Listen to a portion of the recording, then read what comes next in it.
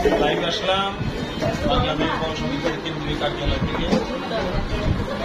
আমরা কোন গানে গানে আড্ডা, একটু আড্ডা চালিত করে গান বাজনা করবো। আমাদের এখানে অনেক শিল্পী আছে, আপনারা দেখতেছেন।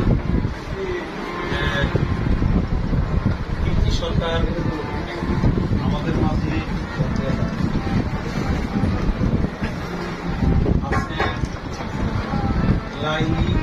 লাইলা খান আমাদের মধ্যে, পাখি সরকার, সালেহা